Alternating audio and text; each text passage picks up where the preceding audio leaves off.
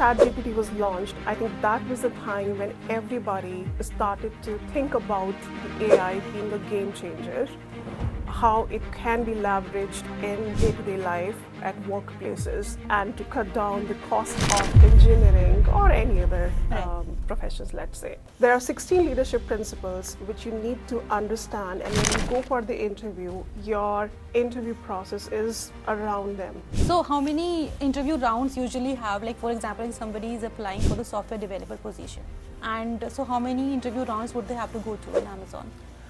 Easily between 5 to 7. Okay. When we go to the meetings, we do not go with presentations. There are no PowerPoint culture as such in Amazon where you just write 2 lines in one PowerPoint and then you present in front of people and you speak. No. Wow. We write 6 pages long memos. Really? Yes. Amazon is ahead in the game, in my view, when it comes to ML AI usage. Amazon has the internal tools which you can use to actually work like just a GPT. They are GPTs. I love to learn. Right. I love to grow. I love to get to know people like yourself, let's say, new technology, new projects, new business. I'm always very intrigued by anything new going around me, and I want to figure out what's going on.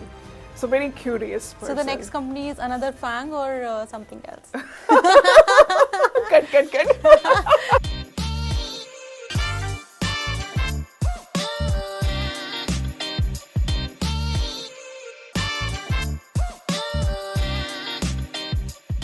Hello everyone, I'm your host Vanya and welcome back to another exciting episode on pitchnhire's YouTube channel. Today we are thrilled to have Shalini Goyal with us.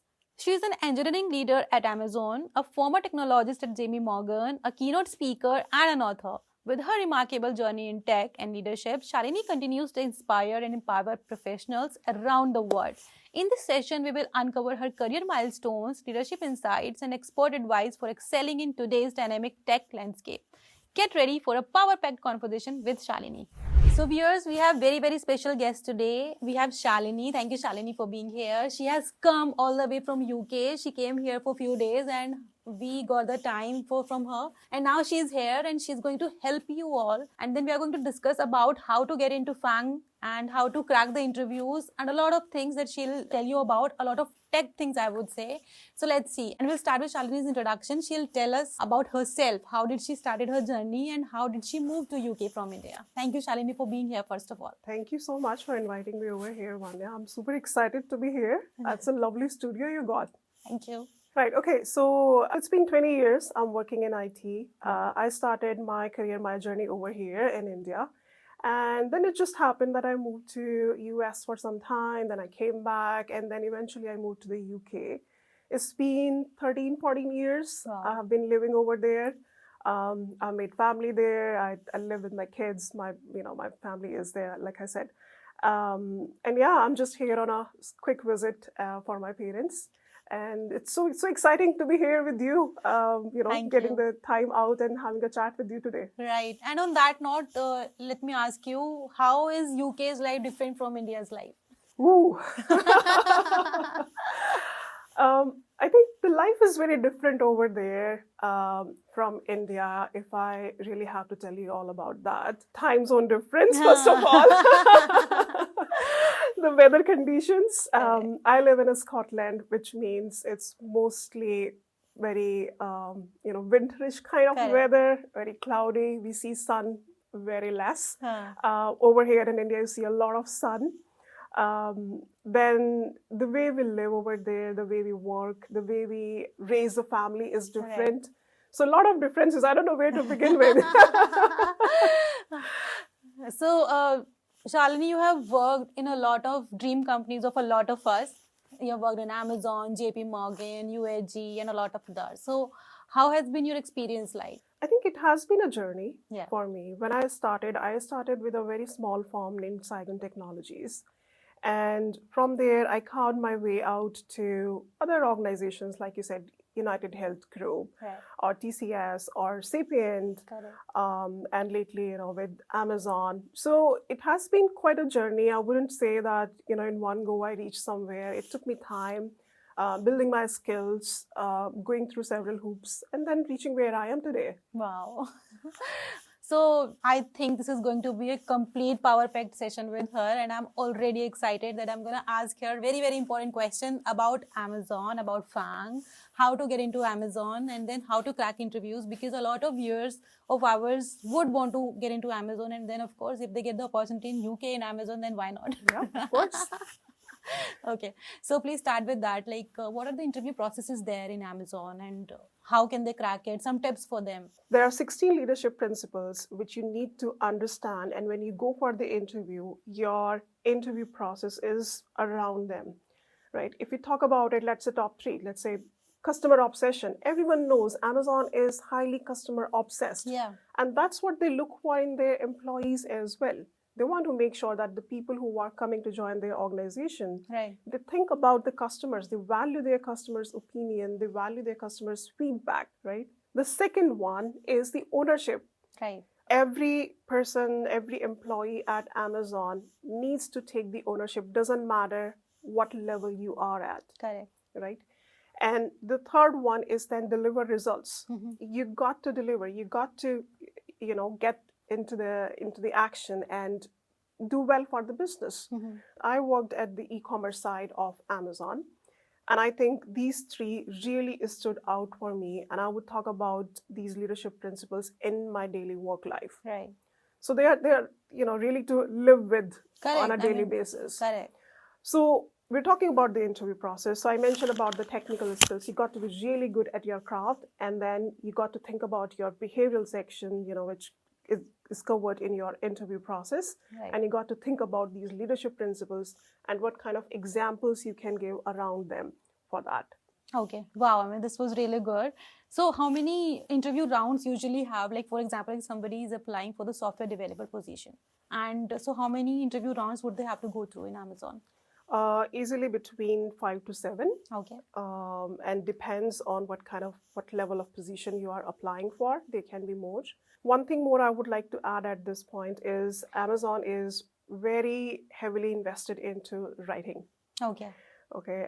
When we go to the meetings, we do not go with presentations. There are no PowerPoint culture as such in Amazon where you just write 2 lines in one PowerPoint and then you present in front of people and you speak. No. Wow. We write 6 pages long memos. Really? Yes, which go in front of the audience. Let's say you set up a meeting and you invite 10 folks. They all come to the meeting. They go through the document you have written. They would give the comments in the margin to ask any questions or to say something or to, iterate something. And the person who owns the document, let's say I own the document, Mm-hmm. then I would keep responding to that quietly.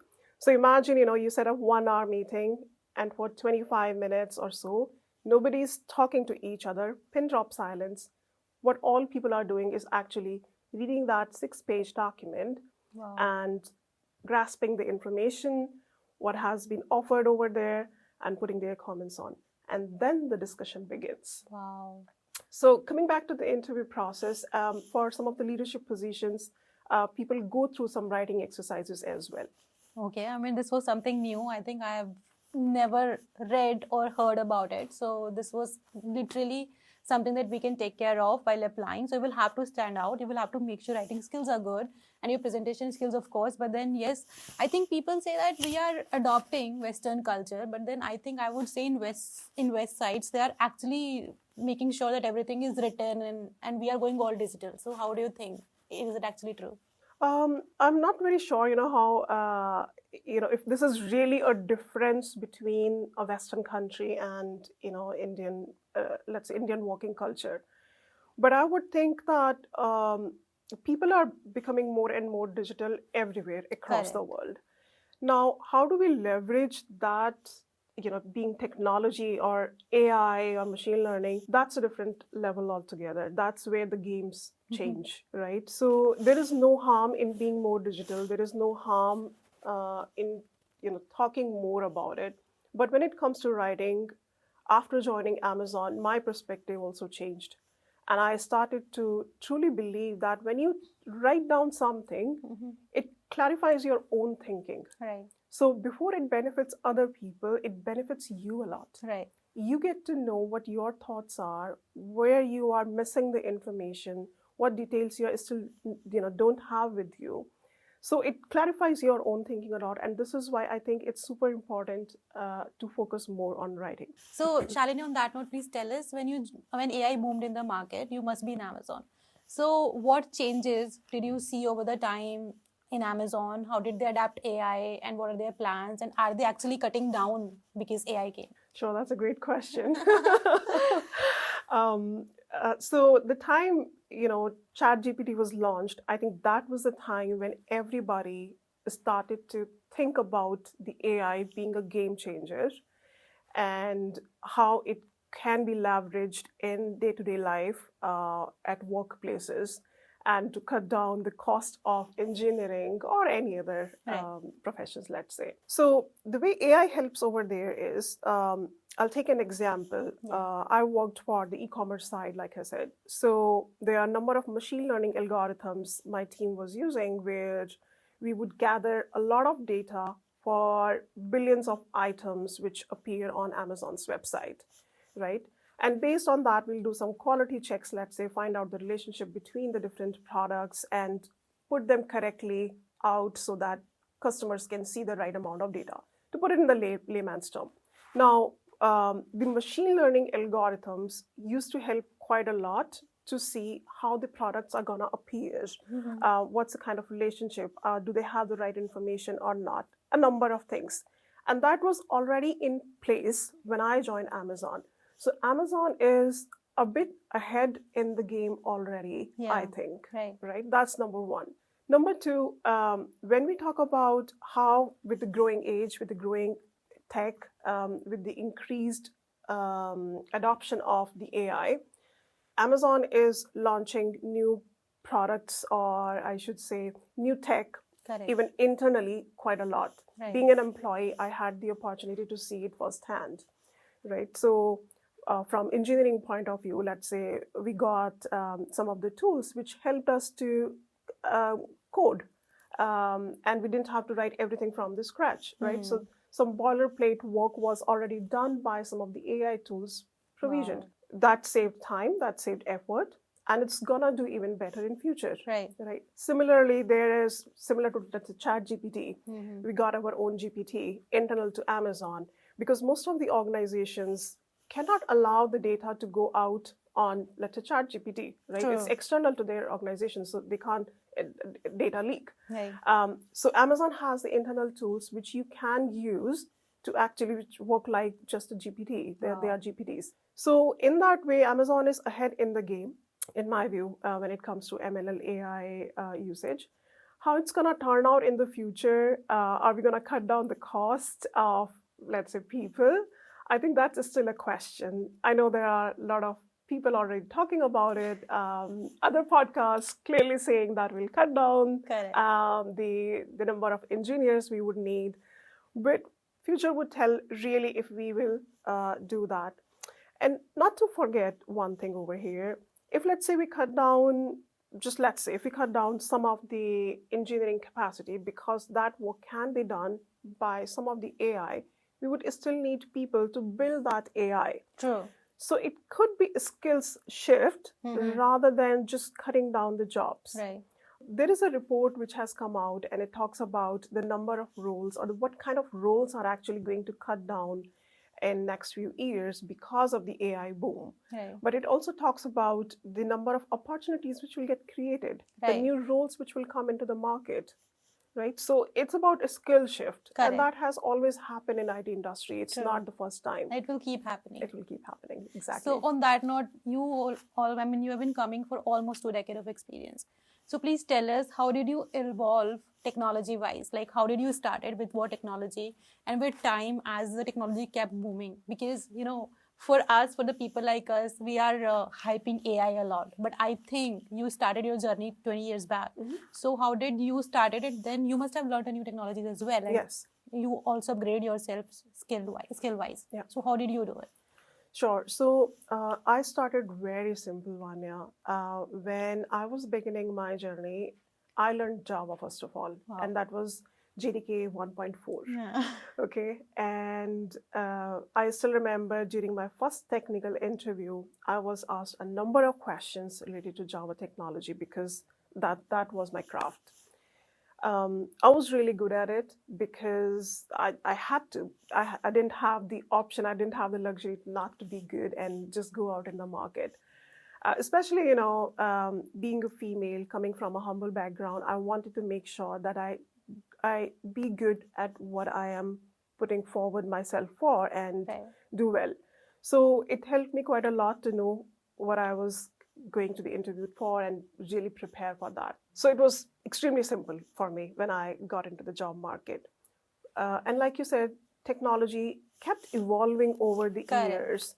So then I had to learn a framework based on Java, which was Struts framework. I'm sure you haven't heard about Right. it, right? It's all old and gone now. Then I had to learn a Spring framework, Hibernate, a number of frameworks built on top of it. See, you have been learning new technology, but Yes. then it's just that if we'll consider AI as another new technology and adapt it, then I think it's no hype or boom or Absolutely. And that's what I did as well. right. So if I talk about, let's say, 4 years back, I didn't know anything about AWS, public Wow. cloud. I was working on a private cloud, internal cloud of JP Morgan, but then JP Morgan was not using public cloud at that point in time. It was with my own interest that I thought I should learn about the public cloud, how it works, what's the difference, and if I can really go for it. And that's what I did exactly. I picked up some course, some content, and I just went through it. I still remember during the Christmas time period, I took about 2 weeks off Mhm. and I booked my AWS Solution Architect certification. I bought a couple of courses online and just sat down, learned everything, and Right. I went for the certification. I had to postpone my date by a week because I was not ready. Right. I realized that when I did some mock exams, and I Correct. felt like, oh, there is so much I still don't know. Right. So I had to brush up more skills. I had to learn a few things more. But I still went for it and I cracked the certification.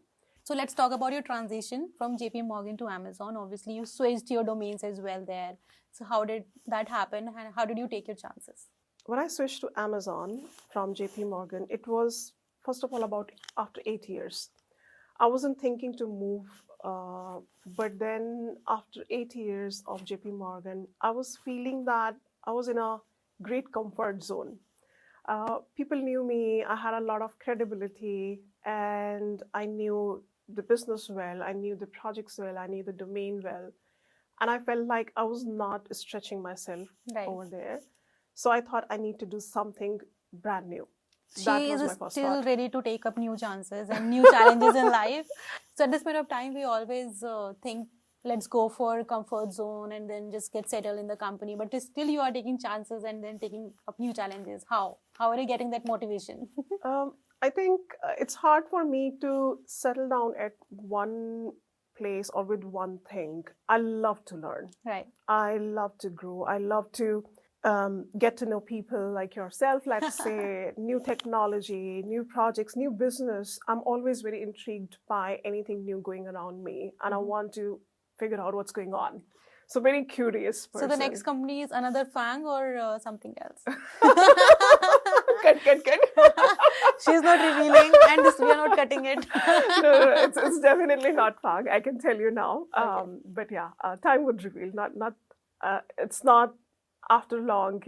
I'll be joining something very soon. Okay. So yes. Great. Looking forward to it. Would you mind telling us your interview process in Amazon? What position did you apply for and what kind of rounds did you went through? It would definitely help our viewers. Yeah, sure. So we're talking about, my move from JP Morgan to Amazon. You asked me about that too. The first thing I was saying that because I was feeling in a comfort zone, I wanted to break that. And it was not an easy thing. I had to prepare again. I was on the other side of the table when I was at JP Morgan. I was taking a lot of interviews, looking at a number of resumes, doing hiring and all that. But it was very long time that I gave any interview. right? And being on the other side of the table is a very different feeling. True. So initially I thought, ooh, 8 years, how am I going to do that? Right. But then I had to gather the courage because I was confirmed, I was sure that I have to change. So when I applied for Amazon, it was not very intentional that I would apply for a FAANG organization. It was just by chance that I applied for Amazon because Amazon is, like, I live in Glasgow and Amazon is based in Edinburgh. Okay, so it's like about 2 hours by train or 1.5 hours by car. And I wasn't planning to go that far, but it was still the tail of COVID and Amazon was hiring remote. So I joined kind of a remote employee. I was local to it, but I was not so local. So it was like, it's okay to join at that point in time. So I took that opportunity. Secondly, I applied directly on Amazon's website. Okay. So I just thought when I was going out of JP Morgan, what all companies to apply for? Right. Where can I go next from here? And when I was looking at FAANG organizations, Amazon was the only organization which was local for me, kind of. All of the other companies, Meta, Google, they were based in London, though I had the conversations with them. And Meta was also hiring remotely at that point in time. But I was already committed to Amazon, the point, Meta, and we started having conversation and all that. So I applied directly on Amazon's website.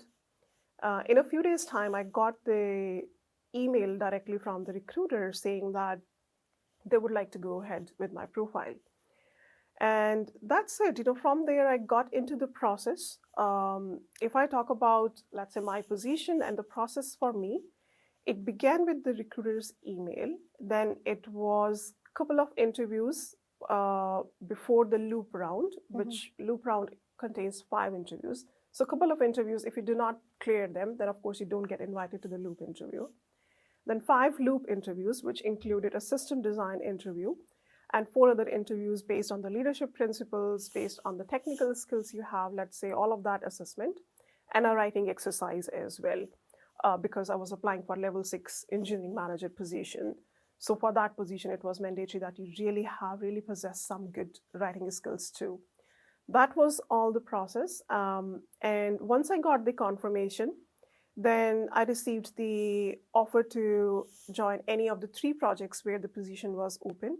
And those 3 projects pitched me their project. Once you have won the interviews, let's say, then you can choose which project to join if there are multiple positions open. So that's what happened with me. All of the 3 managers came and talked to me, telling me about their projects, why should I join them, how good the tech is, how good the work is. And then, I picked the one which I liked the most. That was my overall process. So at your level as well, was there any coding round or something? No, for me, there was no coding round. Engineering managers are not supposed to code. Their time is considered more precious to invest in the roadmap planning, the goal settings, leading the team from the front, a number of things, but not the coding. For that, I have always had huge support from my engineers, principal engineers, seniors, tech leads. So few people, I didn't have to code anytime. So how was the work-life balance in Amazon? It was great. I cannot complain. There are times when I had to travel. Amazon has its headquarters in Seattle. Then I had team in New York, team in Chennai and Bangalore as well. So I traveled to different locations. And of course, when you travel, you're away from family and all that. But then again, I cannot complain that my work-life balance was not good. My team was great. My manager was really supporting at the time I worked for Amazon. So I never had any complaints about it. Wow. So Shalini, a very important question. Out of all of your experience, you decided, let's jot down everything in one book, and you wrote this book. And it has ebook also available online, and we'll give that to you someday. I'll let you know. We'll do a small competition and a giveaway in the end. So we'll talk about it later. But then let's talk about the book. How did you started writing it? How much time did it take to write you, and how is it going to help the job seekers and the other people who are aspiring to crack these tech interviews? Okay, sure. So I started this book about early 2024.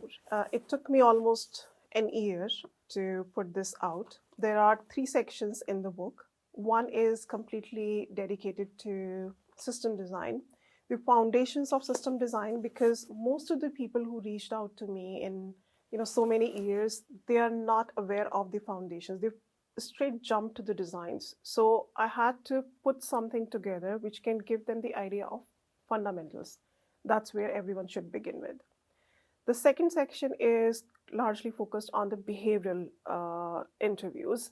And like I said, behavioral interviews are actually really important because most of the time, people are really good with technology. They can figure things out, especially the engineers who are doing DSA, let's say. I find them really good with their craft. But then when it comes to behavioral rounds, they all fumble. They don't understand how to create their response. They don't know how to use the STAR method correctly. And we talked about FAANG a lot. So they don't know what to prepare for, the leadership principles, or if they apply for Google, what are the values of the Google, or the different organizations have something different with them, which they can actually go to their website and can find out. There's a lot of information. So I tried to put all of that together in the behavioral section. It also has some sample questions and answers so that it gets into people's head how to structure an answer when they are sitting in a behavioral interview. And then there is a third section which talks about DSA. And it's like a roadmap because I believe you learn DSA more by practice, more by doing than talking about it, right? So it's more about keep doing, making mistakes and learn from them. So there's a 6 months roadmap which anyone can get onto and then keep trying few things. That's what it is all about. So you're saying this is not only for FAANG but any company, and if anybody would go through it, they can crack any tech interview. Absolutely. If anybody really puts their heart and soul taking the help from the book, I believe they can definitely crack any company's interviews, not just FAANG. So for example, if I start reading it and going through it today, so how much time will it take for me to completely implement it and then learn it and go through it? It depends on your level, let's say. Okay, I'll take 2 examples. We talked about how I got into Amazon and how my process went through. If you're applying for a manager position, engineering manager position, a director level position, I don't think you need to go through DSA section. Right. You can completely skip that unless your interview process talks about some coding interview as well, right? So in that case, you can completely skip the DSA section. You should directly jump to the system design section and the behavioral section. And it again depends how much background you have, how much skills you already possess. And after that, easily, I would say 4 to 5 weeks you should spend going through the concepts, brushing up your skills, learning the process about the companies you're targeting for, and then going for it. Okay. The second example I would take is, let's say, an engineer with 0 to 5 years of experience. If you're in that range, then the chances are great that you would go through a coding round first, right? And if you're doing that, then you should really learn about DSA pretty well. Wow. And for that, you need to put yourself on the DSA roadmap, which I have created. It's a 6 months roadmap.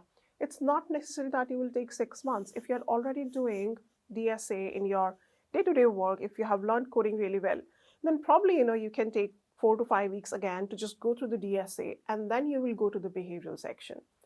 But if you have that kind of experience, you do 5 years of range, which we are talking about, then you would have to spend a little bit more time on the behavioral section, because I'm sure it would take time for you to create your stories, to learn how to structure the responses and everything, right? And these days, system design interview, fortunately or unfortunately, has started to appear even for the people who have 2 years of experience. I have mentees who came to me and had just 2 years of experience and I got a system design interview. And I'm like, no, you should not have system design interview coming in your process. And he said, no, I have. And I'm like, okay, cool, let's talk about it. So the point I'm making is that, 1, identify the company you are trying to go for. 2, understand the skill set you require to apply for the kind of position you are going for. And then 3, create your own roadmap to understand what all skills you need to apply for that organization. And then you go for it. So someone may need all 3 sections of this book, and someone may need just 2 of them. So where can they buy this book from?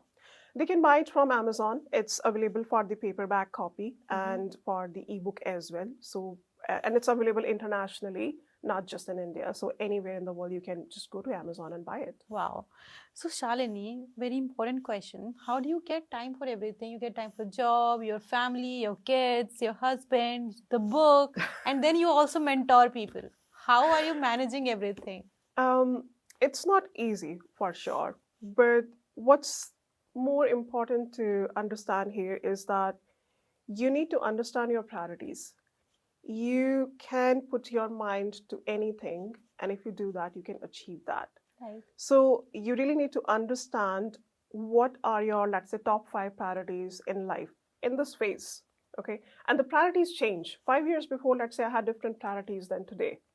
Right. So you got to understand and create your priorities, and the focus then goes on the priorities. You also need to own your time. Do not give your time just like that to anything. Okay, I cut down a lot of time on Netflix series. Oh.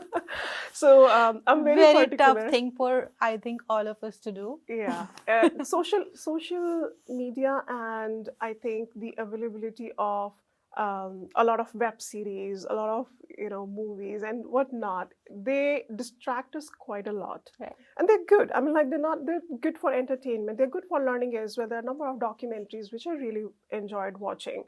But then I create a schedule for me, and I dedicate my time to what is the most important thing for me. So I think we have learned a lot from you, Shalini, and this conversation will go on. But to end this, please give 3 recommendations to the people who are listening this podcast that would help them crack the interviews, or any tips that you would want to convey. Sure. The number 1 tip I would give is learn and be curious. Okay. Don't stop learning at any stage of your life. Sometimes we think that, oh, we have learned enough. We know this tech or that tech, or we know everything. That just please don't do that. Keep learning. Stay curious. Know the business. Know from other people around you. Everyone is doing something different, and you can get something out of that, and that can help you to grow personally and professionally. So keep learning and stay curious.